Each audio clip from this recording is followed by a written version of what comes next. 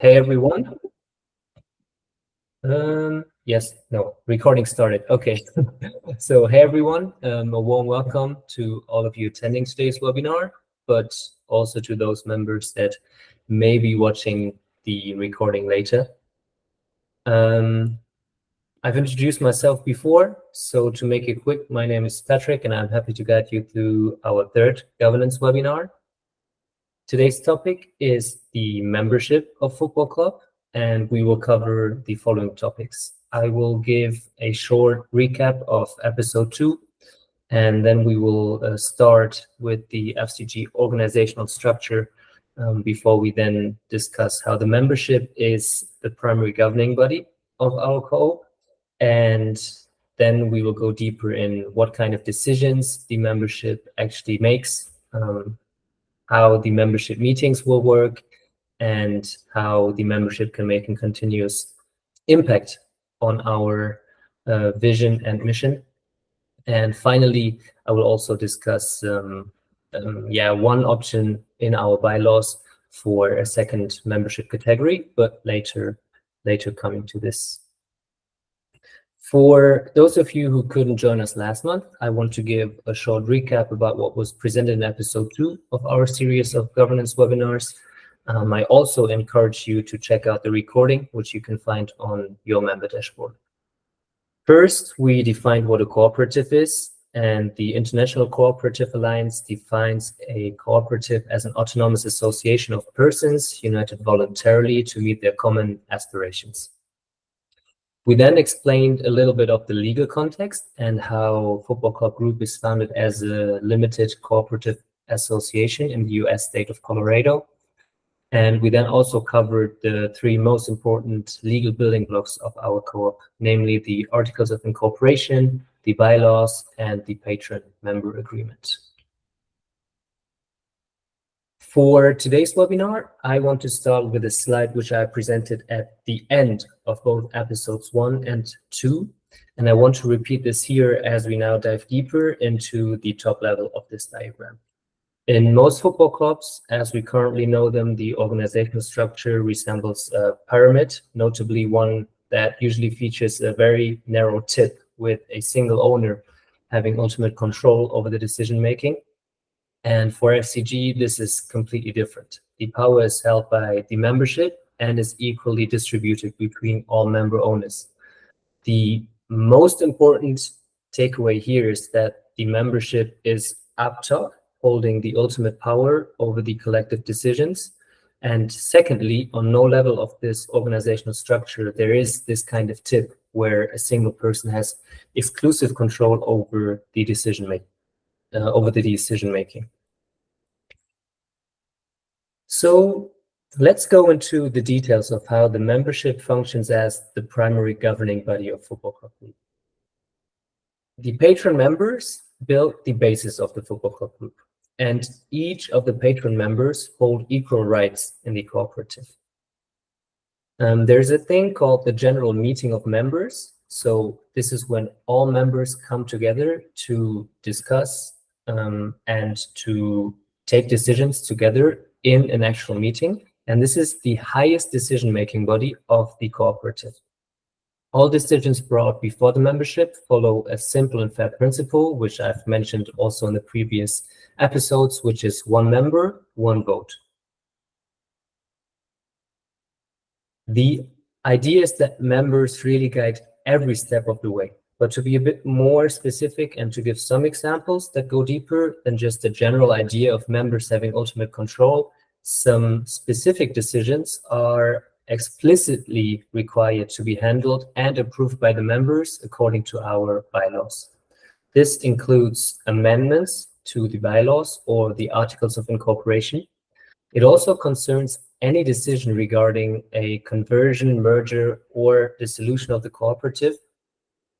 Also, any disposition or encumbrance of assets of the cooperative must be approved by a majority of members. These are more or less frequent. The dissolution, for example, will hopefully never come up. But there are also some more frequent member decisions, which include the nominations, for and the election of the board of directors, and also the approval of annual budgets, which are both done at the annual meeting of members.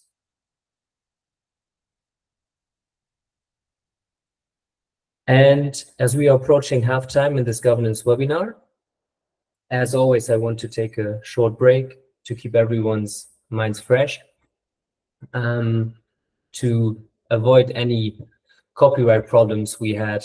Like the last break was not available in Germany, so basically right now it's just not available for me, so it's fine because it included some Bundesliga contents.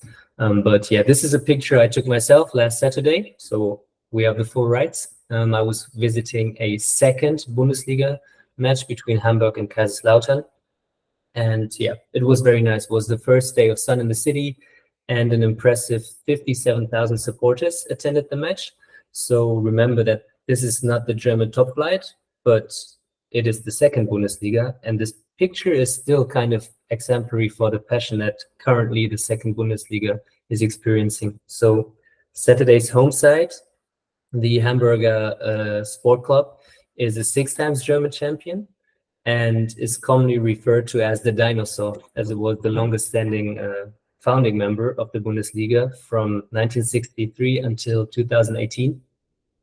And the away side was Kaiserslautern, which also have 4 domestic championships to their name. And so Kaiserslautern actually achieved something quite cool, which I want to mention here, which is that in 1998, they managed to win the Bundesliga right in the season following their promotion, which was also quite incredible at the time.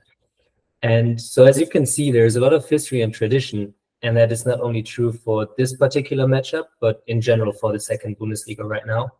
There's only 5 teams currently playing in the second Bundesliga that have never been champions of Germany.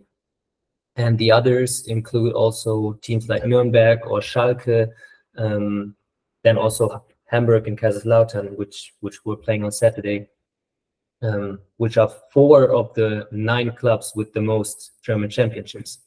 So with so much football heritage, the second Bundesliga is currently incredibly popular, and it surpassed the French League, Ligue 1, in average attendance to enter the top 5 of Europe when it comes to attendance figures. Yeah, so to circle back to the topic of today's webinar, I want to highlight one more fact only, and this is, as you may know, it is mandatory for German teams to be organized as member-owned and member-led clubs. Kaiserslautern has 29,000 members, and the team from Hamburg currently counts 110,000 members. So in my opinion, the high level of influence and participation that supporters have on the decisions in their clubs is actually one reason why the stands are always full and the atmosphere is always captivating, no matter if it's Bundesliga, second Bundesliga, or even further down the German football ranks. Yeah, so it was just a nice Saturday, but let's get back into the topic of today's webinar. I ended the last slide before our little break mentioning the annual meetings of members. And as previously explained, the general meeting of members is the highest decision-making body of our co-op. For the membership meetings, there are 2 situations. First, it is required for the cooperative to hold a regular annual meeting. This meeting must be convened within 120 days of the end of the fiscal year, which in our case coincides with the calendar year. So basically, first 120 days of the year, we have to have our annual meeting.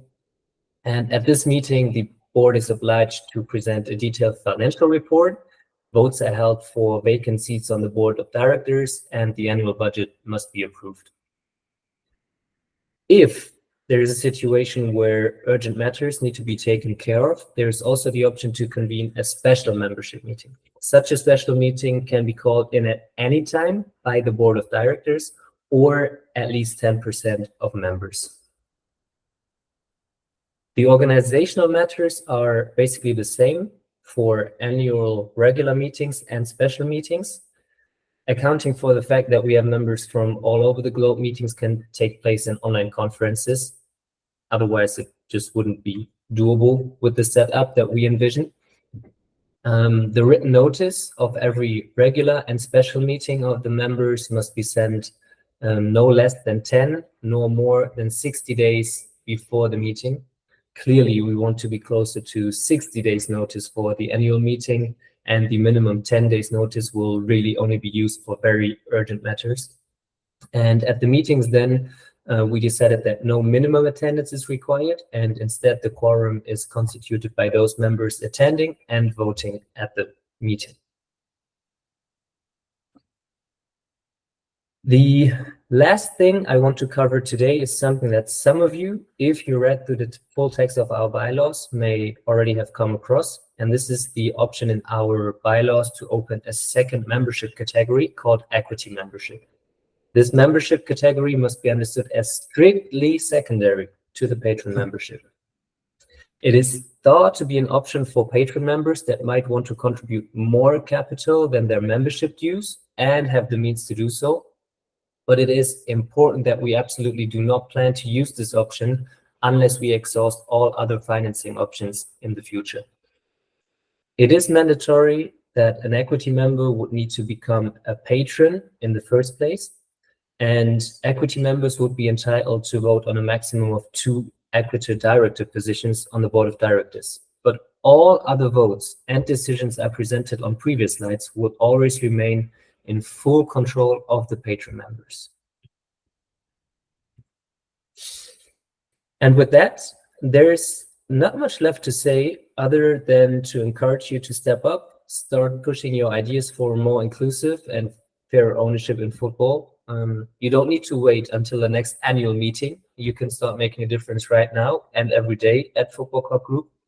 You can provide your feedback directly to the board of directors or the officers. You can engage in these webinars and meetings, or you can just share your ideas in the member chat.